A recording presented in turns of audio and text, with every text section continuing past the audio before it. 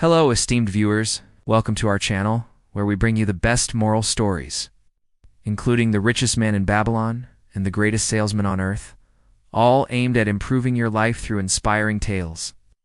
Please subscribe for free to get notified whenever we publish a new video. And if you enjoy our stories, please leave a like. Without further ado, let's dive into today's story. Once upon a time, in a village nestled between rolling hills and a sparkling lake, lived a woman named Naomi. Life hadn't been easy for her. After losing her husband, she found herself alone, shouldering the responsibility of taking care of their 2 children. Days turned into months and months into years, and the pain of her loss began to soften, but it never truly faded. The ache of being alone in a world that often seemed uncaring was a constant companion. But Naomi was a woman of quiet strength. Despite the weight of her sorrow, she carried on. She worked as a seamstress, her nimble fingers creating beautiful pieces that brought in a modest income. Every stitch was a prayer, every thread a whisper of hope for a brighter future. In the tapestry of her life, her children were the golden threads that held it together. Their laughter was the sunshine that warmed her heart, and their hugs, the balm that healed her wounds. But fate, it seemed, had other plans. One day, illness struck her children, and within weeks, both of them were gone. Naomi's world crumbled. The vibrant colors of her existence drained away, leaving her in a monochrome world of grief. She felt utterly forsaken. The joy that once flickered in her eyes was extinguished, replaced by a profound sadness. As the days turned into weeks, Naomi retreated into the solitude of her small wooden house. The windows, which had once looked out onto a hopeful tomorrow, were now covered with heavy drapes, shutting out the world and its glimmer of happiness. Her friends and neighbors, sensing her overwhelming despair, tried their best to offer comfort, but their words were mere band-aids on a gaping wound. Even the sun seemed to dim its light in empathy for the woman who had lost everything. In her darkest moments, she would sit on the front steps of her house, her oil lantern hanging precariously in her hand. The flickering flame danced in her teary eyes, mirroring the turmoil in her heart. Her whispered prayers felt like echoes in the vast expanse of her grief. Then one evening, the rhythmic chirping of crickets was punctuated by the distinct knock on her door. When she opened it, she was met with the smiling face of her neighbor, Mrs. Aurora. "Good evening, Naomi," Mrs. Aurora began, her voice laced with sympathy. "I know this might be an awkward request, but I was wondering if you could spare some food for me." Naomi's gaze dropped to her feet. She knew her pantry was bare, just like her heart. She had barely anything to eat, but she couldn't bear the thought of another soul going hungry. So she did the only thing she could. She stepped aside, hoping her neighbor wouldn't notice the emptiness behind her. "Take what little we have," she said quietly, leading Mrs. Aurora into her kitchen. The shelves were bare, save for a lone loaf of bread. Naomi handed it to her neighbor, her hands trembling slightly. Mrs. Aurora took it, her smile faltering a bit, but she quickly recovered. "Thank you, Naomi. This means a lot to me." With a final wave, she turned and left. As the door closed behind her, Naomi felt a pang of regret. She knew she didn't have much to spare, but the thought of helping someone eased the tightness in her chest a little. That evening, Naomi ate nothing. Her stomach rumbled, but she ignored it. No. She wasn't hungry for food, but for a purpose. A reason to keep going in this world that had become so cold. As the days passed, Naomi found herself slipping into a routine.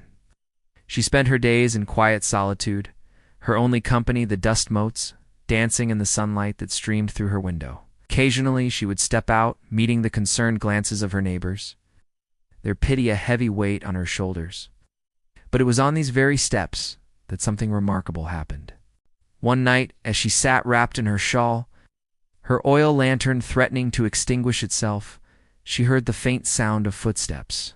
At first, she dismissed it, assuming it was just the wind playing tricks on her ears. But the footsteps grew louder, more defined. Curious, she peered into the darkness, her eyes straining to pierce the gloom. And then she saw him, an old man with a weathered face and kind eyes, supported by a sturdy walking stick. He moved closer, each step measured and deliberate, like the tick-tock of an old grandfather clock. When he was close enough, he spoke, his voice raspy but gentle. "Oh, good evening, Naomi. I've been walking a long road, and I'd be grateful if I could rest here for a while." Gaze was warm, disarming, and in those gentle eyes, Naomi saw a reflection of her own weariness. For a moment, she hesitated, torn between her innate kindness and the gnawing hunger within her. But the old man's tired eyes and the pleading tremor in his voice broke down her resistance.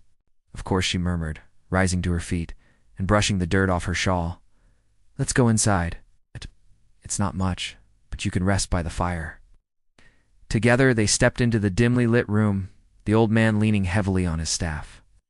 Naomi led him to a chair near the fireplace and gestured for him to sit. He did, and for a moment there was silence, broken only by the crackling fire.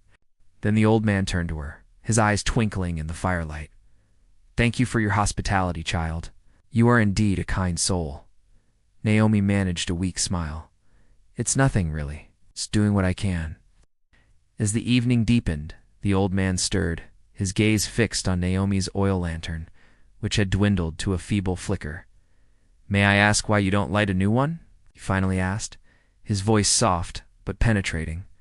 Naomi followed his gaze to the lantern, its flame dancing defiantly against the encroaching darkness. "I'm sorry," she whispered, her voice thick with emotion. "This is the only lantern I have, and the oil is nearly gone. Once it goes out, so will my light." The old man nodded understandingly. He rose from his chair and walked slowly towards her, his cane tapping softly on the floor. "Child, your light does not come from oil or lanterns," he said, his voice resonating with wisdom. "Your light comes from the one who said, 'I am the light of the world. Whoever follows me will never walk in darkness, will have the light of life.'" Naomi blinked back tears, her heart pounding in her chest. The words echoed in her mind, chasing away the shadows of her grief. "But I have nothing left to give," she murmured, her voice filled with wonder. The old man smiled, his eyes crinkling at the corners. "You've given bread to the hungry, water to the thirsty, and shelter to the weary. You have given more than most, for you gave out of your need." Before Naomi could respond, the old man looked around the room as if searching for something. "Thank you for everything, Naomi," he said, turning back to her with a radiant smile. "May God bless you always." And with that, he vanished, leaving behind only the faint scent of wood smoke and a small flask of fresh oil. Startled, Naomi rushed to the door, but the night was still. Only the faint glow of her lantern remained. Returning to the table, she found the flask and carefully uncorked it. As she did, her lantern, which moments ago had flickered precariously, suddenly burst into a brilliant flame. It wasn't just brighter, it was steady, unwavering, dispelling the darkness in her home and filling it with an ethereal glow. From that day on, Naomi's life took a turn. She continued to do good, not because she had an abundance, but because she understood that true satisfaction came from giving. Her once dim light, symbolizing her spirit, burned brightly, illuminating not just her path, but those around her. She became a beacon of hope in her community, her story a reminder that even in the bleakest of times, the smallest act of kindness can light the way to a brighter tomorrow. Moral of the story: every kind act, no matter how small, is rewarded. When you give out of your heart, you receive from the universe in ways you cannot imagine. Always remember, it is in giving that we receive. That's all for today, folks. Thank you for watching. We hope you enjoyed this touching tale of Naomi, whose spirit, like her lantern, shone ever so brightly after a simple act of kindness. If you've been inspired by this story, please share your thoughts in the comments below. Also, if you want to stay updated with our upcoming stories, please hit the subscribe button so you never miss an upload. Your support keeps us motivated to bring you more amazing content. Until next time, stay blessed.